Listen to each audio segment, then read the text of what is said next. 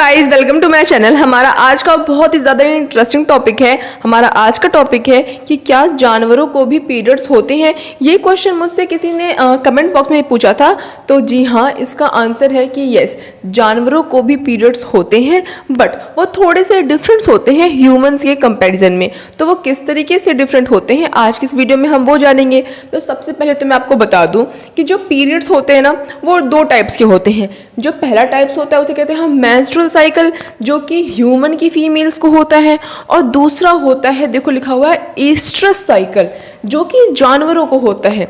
ठीक है, बात समझ में आ गई। ह्यूमंस को मेंस्ट्रुअल साइकिल होता है और जानवरों में ईस्ट्रस साइकिल होता है। बट कुछ ऐसे जानवर भी होते हैं जो कि ह्यूमन की प्रजाति में आते हैं, जैसे कि हम कह सकते हैं हमारे कजिन्स होते हैं, जैसे कि बंदर, ठीक है, जो एप होते हैं, ठीक है, या फिर जो चिंपैंजी होते हैं, उन सबको भी मेंस्ट्रुअल साइकिल ही होता है। बट जो बाकी के और जानवर होते हैं, जैसे कि लॉयन, काऊ, डॉग्स, इन सबको ईस्ट्रस साइकिल होता है। तो आइए जानते हैं सबसे पहले कि आखिर ईस्ट्रस साइकिल क्या होता है।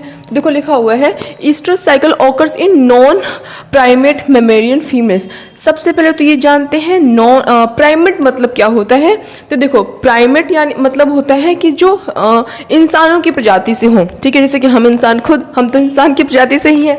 दूसरा जो बंदर होते हैं, या फिर वो बंदर जो जिसे हम नर बंदर कहते हैं, जिसकी पूंछ बहुत छोटी या फिर नाक के बराबर होती है, तो ये सब क्या होते हैं, प्राइमेट होते हैं। लेकिन नॉन प्राइमेट मतलब जो कि इंसानों की बिरादरी से बिल्कुल बाहर है, वो कौन से हैं, नॉन प्राइमेट है। ठीक है, तो कह रहा है कि oestrus cycles occurs in non primate mammalian females, कि ईस्ट्रस साइकिल किसे होता है, नॉन प्राइमेट मेमेलियन फीमेल्स को होता है।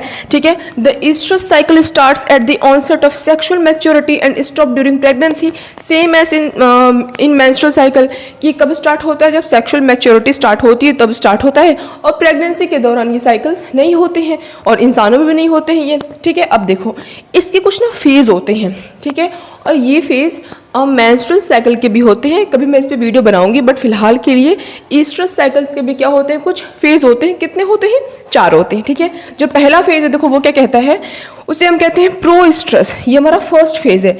ये कहता है इट इज, ये इसके अंदर मतलब होता क्या है, ठीक है, it is the follicular phase where follicles start developing. ठीक है, ये वो फेज होता है जिसके अंदर फॉलिकल्स डेवलप होना स्टार्ट होते हैं एंड सेक्रेट एस्ट्रोजन, और एस्ट्रोजन नाम का हार्मोन सीक्रेट्स करते हैं। The uterus lining starts to develop, और इसी फेज के अंदर क्या होता है, जो यूट्रस की लाइनिंग होती है, यूट्रस की लाइनिंग को क्या कहते हैं, एंडोमेट्रियम, वो डेवलप होना स्टार्ट हो जाता है। अब अगर जानवर बच्चा पैदा करेगा, उसके पेट में भी अगर बेबी होगा, तो उसको भी तो लाइनिंग की सपोर्ट की ज़रूरत होगी ना, तो यूट्रस की लाइनिंग तो सो ऑब्वियस उनमें भी डेवलप होगी ही। अब जो सेकंड फेज़ है उसमें क्या कहता है, सेकंड फेज़ का नाम है ईस्ट्रस फेज़, और इस फेज़ को हम क्या कहते हैं, हीट पीरियड भी कहते हैं। जब भी आपने सुना होगा कि वो जानवर अपने हीट पीरियड पे है, हमारा डॉग हमारे हीट पीरियड पे है, काऊ हीट पीरियड पे है, तो वो कौन सा फेज़ होता है, वो सेकंड फेज़ होता है, जिसे हम क्या कहते हैं, ईस्ट्रस फेज़ कहते हैं। इस फेज़ को हम हीट पीरियड भी कहते हैं। इस दौरान जो जानवर होते हैं वो बहुत ज़्यादा सेक्सुअली एक्टिव होते हैं। जैसे जो ह्यूमंस हैं, वो यानी कि जो ह्यूमंस की जो फीमेल्स हैं, वो मेंस्ट्रुअल साइकिल के कभी भी किसी भी वक्त वो सेक्सुअली एक्टिव होती हैं। लेकिन जो जानवर होते हैं ना, वो सिर्फ इसी फेज़ में सेक्सुअली एक्टिव होते हैं। कुछ आपको ऐसे साइन सिम्टम्स दिख जाएंगे जब आपको लगेगा कि हाँ, ये जानवर सेक्सुअली एक्टिव है। कुछ ऐसे बॉडी बिहेवियर वो शो करते हैं जिससे कि आपको लगता है कि हाँ, ये सेक्सुअली एक्टिव है, इस टाइम पे वो बिल्कुल रेडी है। ठीक है, तो देखो लिखा हुआ है कि ये, इसे हम क्या कहते हैं, हीट पीरियड कहते हैं, periods of heat. The female is sexually receptive, जो फीमेल होती है, जानवर एनिमल्स वाली जो फीमेल होती है, वो सेक्सुअली रिसेप्टिव मतलब रिसीव करने के लिए, यानी रेडी बेसिकली कह सकते हो कि the female is sexually receptive होती है, अट्रैक्टेड टू मेल, और ये मेल को उस टाइम पे अट्रैक्ट कर रही थी। अब जानवर हैं तो वो तो पहचान जाएंगे ना कि जो फीमेल है वो क्या है, सेक्सुअली रिसेप्टिव है। ठीक है, कह रहा है कि उस टाइम पे वो क्या करते हैं, वो मेल को, मेल जो एनिमल्स वाले मेल होते हैं उनको अट्रैक्ट करते हैं एंड रेडी फॉर मैटिंग, और मैटिंग के लिए रेडी होते हैं इस फेज में। इसलिए ये बहुत ज़्यादा इंपॉर्टेंट फेज है, जो कि सेकंड फेज यानी कि हमारा ईस्ट्रस। ठीक है, अब देखो आगे थर्ड फेज क्या है हमारा, मेटोस्ट्रस। ये थर्ड फेज में क्या होता है, it is the phase where the corpus luteum develop after ovulation. एक वर्ड हमारा कॉर्पस ल्यूटम, ठीक है। ये क्या होता है, एक हार्मोनल बॉडी होती है 2 से 5 सेंटीमीटर की, येलोइश कलर की, जो कि क्या करती है, हार्मोन्स सेक्रेशन कह लो, प्रोड्यूस कह लो, डेवलपमेंट में हेल्प कह लो, ऐसा कुछ काम ये करती है। कौन, कॉर्पस ल्यूटम। देखो यहाँ पे लिखा हुआ है जो फोर्थ फेज हमारा है वो क्या है, डायोएस्ट्रस फेज।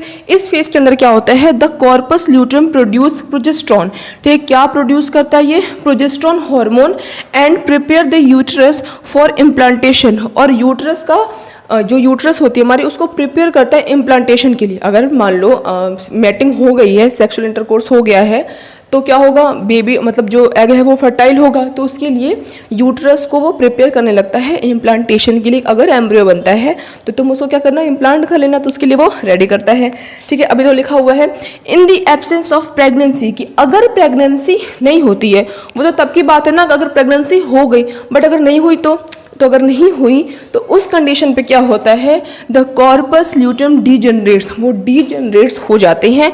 ये बात आपकी नोट करने वाली है कि अगर प्रेगनेंसी नहीं होती है तो कॉर्पस ल्यूटम क्या कर जाते हैं, डीजनरेट कर जाते हैं। Here the uterus lining is not shed, कि यहाँ पे जो यूट्रस की लाइनिंग होती है वो शेड नहीं होती है।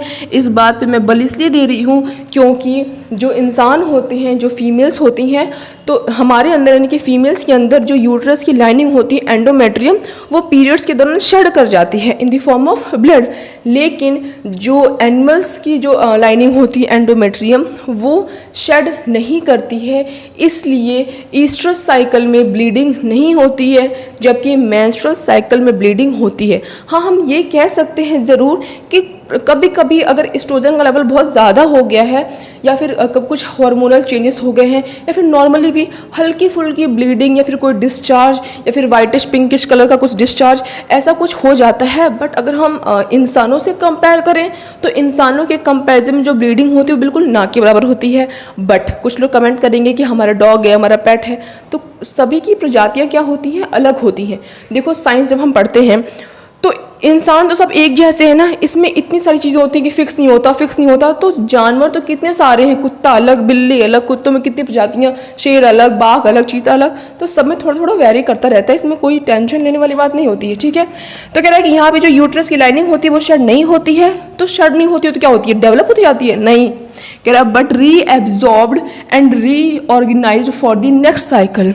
या तो वो आप कह सकते हो कि वो बॉडी के द्वारा वापस से जो एंडोमेट्रियम है, जो लाइनिंग है यूट्रस की, वो शेड नहीं होती, वो रीएब्जॉर्ब कर ली जाती हैं बॉडी के द्वारा और वापस से रीऑर्गेनाइज्ड होती हैं, जो पूरा साइकिल होता है अपने नेक्स्ट साइकिल के लिए। तो मैं उम्मीद करती हूँ गाइस आपको आज का वीडियो बहुत ही ज़्यादा इंटरेस्टिंग लगा होगा। ऐसे और इंटरेस्टिंग टॉपिक के लिए मेरे चैनल को सब्सक्राइब जरूर करें, और अगर वीडियो पसंद आई हो तो उसे एक लाइक ज़रूर करें। That's all, bye guys.